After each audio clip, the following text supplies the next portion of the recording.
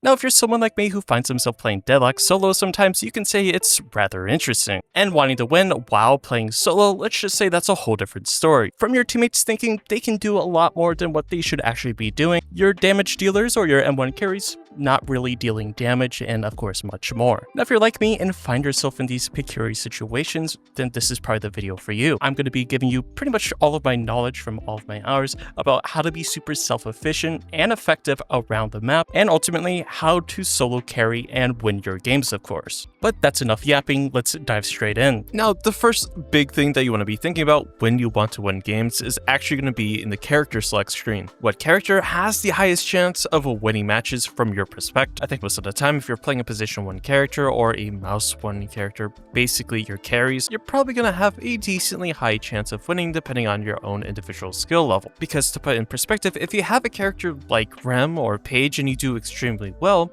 you might be doing a lot of impact, which is very good, but you're relying more on your teammates, hoping they will carry the match if you're playing, a specific role. Whereas if you're playing an M1 character or a character that can do a ton of damage, get a lot of eliminations, and just overall carry the game, you do have a lot of pressure on yourself because you have that factor that, everything relies pretty much on you. Now, while that might seem hard at a first glance, it's actually a lot easier. For the most part, you have to worry less about certain active items, like if you're playing a Page and you have 4 active items, whether it's Curse, Knockdown, Disarming Hex, and so on, you have more buttons to press. Whereas if you're playing a mouse 1 character, all you really have to do is, as the name implies, press mouse 1. Now, don't get me wrong, I think all characters in their specific roles, quote-unquote roles, have the potential to carry matches, but the character with the greatest odds of carrying said match has to be the mouse 1s. While you do have your frontliners like Abrams, Billy, and so on that can do a lot of damage, initiate a lot of fights, and just draw a ton of aggression, and still do a decent amount of damage, nothing really goes into comparison into those M1 characters. That's why if you're trying to play solo, you're trying to win matches and you're just trying to get out of the elo or whatever, or you just want to be a better player overall, understanding your mouse 1 characters is just going to be beneficial overall, to say the least. Now, stemming from this, these characters are usually pretty self-efficient. They farm rather quickly, they have some sort of disengage tools or opportunities, and they have some way to fight back if they're getting jumped on. But with that being said, you do also have to understand that you need to play super selfishly. And what I mean by that is you have to think of it like this. The longer you're alive means the more damage you're going to be doing. The more damage you're doing means, well, you're probably going to be winning the fight. Whereas if you die, you have to factor in, you're dead, you're on a respawn timer. That means you're farming less, you're doing less damage, and you're having less impact all around the map.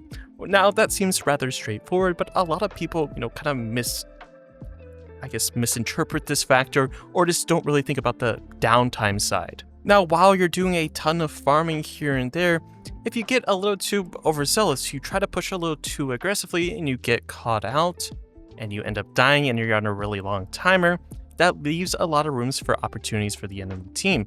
Those opportunities could be earn, mid-boss, some type of objective, and so on. You kind of get the idea. So when I say playing selfishly, you want to be the person getting the most amount of farm. You want to be playing for yourself. That means trying to play, in a way that makes you stay alive the longest. So rather is being super passive, playing safe, and just farming.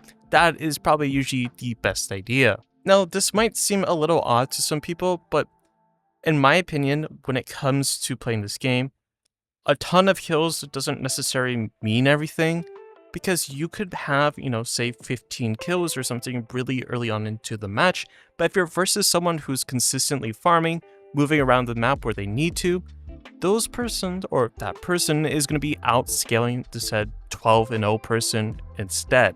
Now, just a quick recap, if you're playing solo, basically, and you want to win games relatively easily, picking a mouse 1 character is usually the better option. They scale the hardest, technically, and they can have the most amount of impact because of sheer amount of damage and so on. But with that factor, you do also kind of have to play selfishly.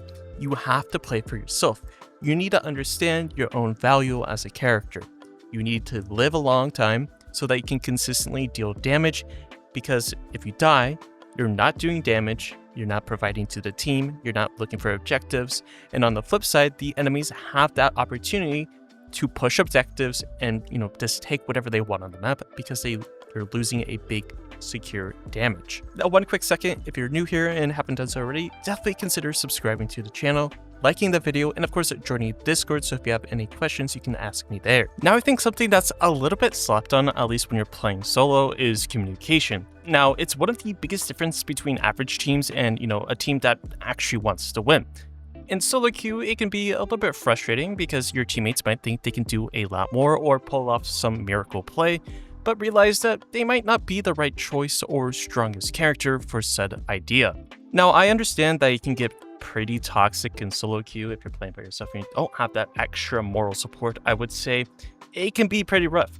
People in this game are rather toxic, whether you want to admit it or not.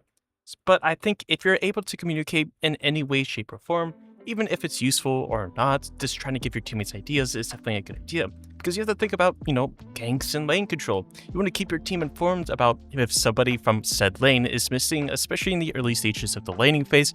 Understanding that Calco's missing from the lane means that she's probably looking to go for a gank or rotate to a different lane. Those small, subtle things make a big and major impact to how the game flows. Now, I think another big factor with this communication part is talking about the ultimates and I think cooldown tracking, which a lot of people kind of miss and don't talk about. And that is Deadlock teamfights are often decided by ultimates, because when you have an objective like the urn, certain ultimates excel in those teamfight scenarios, whether it's a Lash ultimate, a Billy ultimate, or any large AoE ultimate. These are insanely important to know. Now, yes, you can look at the top of the screen, you can see if they have an ultimate, but for whatever reason, a lot of people just don't look at that. So if you're able to communicate that, so-and-so has ultimate, you can understand whether it's a good fight or not. Stemming from that, also understanding certain cooldowns is also a good idea. For example, if there's a Rem on the enemy team and he just used tag-along, calling no tag-along is a good indicator that you're able to get a pretty decent jump onto an enemy because they won't have that big burst of healing from the Rem player. That, or calling certain characters that they don't have certain escape abilities or opportunities, like a Wraith using her teleport, or even having a Viscus on the other team and calling out when he uses his cube. Just those small little details that some people may miss. Understanding and notifying your team of that is usually a better outcome. It means you have a higher probability of getting the elimination on said character or just outright winning a fight. Now, from my understanding and my perspective from this game, let's be honest, if you're talking team chat, can get rather toxic extremely quickly. I don't care if you mute all of your teammates, as long as you're giving some advice or some sort of communication, whatever the case may be, is usually just a better outcome and giving you a higher probability of winning the game. I think another big thing with communication is just thinking about objective awareness, because many games aren't won or lost around, kills or eliminations. It's mainly talking about objectives, whether it's urn, securing bridge buffs, contesting the mid boss, or pressuring enemy walkers. Everyone is working hopefully towards the same goal. And without communication, a lot of players often arrive late, take isolated fights, or split their attention across the map. So if you can just communicate to your teammates that you want to push, one specific walker, you want to push one objective as a team, usually you have the good understanding that if you get set objective, it will lead to better things for the rest of your team. Now, I think another thing that comes from communication that I find rather interesting is in Deadlock, it's a rather chaotic game. There's a lot of stuff going on, a lot of situations can easily change. So stopping to type and type in team chat means you're sometimes missing something because you're just typing. And honestly, that's why voice chat is usually the better option. Of course, like I said, a lot of people don't like to talk in this game. I understand it, I get it, but if you generally want to climb and get better, you're going to have to start talking just a little bit.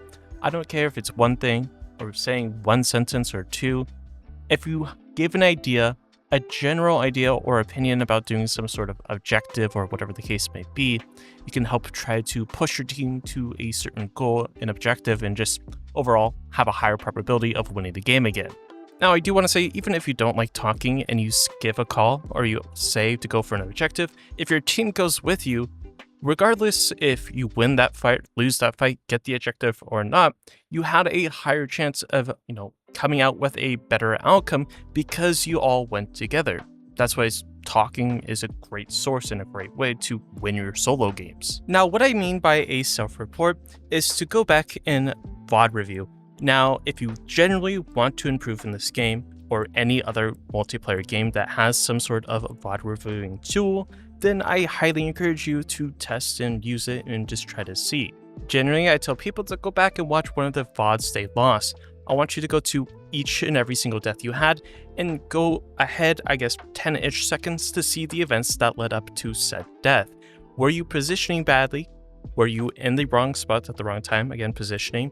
Did you miss abilities? Was it a mechanical mistake? Was it a logical mistake? Were you there or somewhere you're not supposed to be? Were you overextended a little bit too far? Did you play a little bit too aggressively when you didn't need to? Did you have the opportunity for your teammates to come and help you if, you had the opportunity to get a kill if you had teammates? These are all factors and things you have to continuously think about if you're trying to actually improve. Now, it's easy to go back and watch some of your old videos or some of your matches and see why you lost. Oh, it was my teammates, it was this, it was that. But again, the only consistent and constant factor in any multiplayer game is typically yourself. You are the only person that can choose and make decisions. You're the only person that you can actually make move and, farm and do what. So in these scenarios, you can't necessarily blame your teammates. You should only be looking at it as a way to fix your own individual play. Now, yes, your teammates, dying here or donating a giant bag of souls is probably not a good idea or a good way to help lose the game or win the game. You have to remember that's out of your control. You can't control whether they're running it down, dying, and whatnot. That's why if we cycle previously to the communication part, understanding and communicating with your team what you want to do, what they're trying to do, and just how you want to move around the map is usually a good way to reduce those deaths and to help you look back at the review. Oh, if I communicated to my team here that I wanted to do XYZ, that's probably a better option than just running into the enemy team by yourself, not saying anything. That's why I think a lot of these factors are easily connected to one another. And if you're able to understand this part, then it's going to help you win a ton of games and just help you improve overall. Now, as corny as this next part sounds, is when you're going back and actually VOD reviewing yourself, you should never actually just flame yourself outright. You shouldn't talk about, oh, I suck here or there or whatnot. You should be always looking how. How do I improve? How do I get better? How can I position better? How can I do X, Y, Z? You shouldn't be, punching yourself down or rooting your whole mentality, but you need to understand that there are ways to improve. It's not unlucky, go next. It's just how to position better and whatnot, if that makes sense. And if you find yourself in the realm where you need some extra help, maybe some coaching, definitely consider joining my Discord or becoming a YouTube member so you can get access to coaching, one-on-one, VOD reviews, whatever the case may be, whatever you would like to do. But like I said, hopefully this video has helped you in any way, shape, or form and gave you a little bit of a opening gateway to help you self-improve and get a whole lot better at Deadlock. And like I said, this game's changing a lot, and if you're looking at ways to improve or figure out what the changes are going to be, definitely consider subscribing to the channel. But yeah, that's enough about me. I hope you have a great day, and I'll catch you in the next one.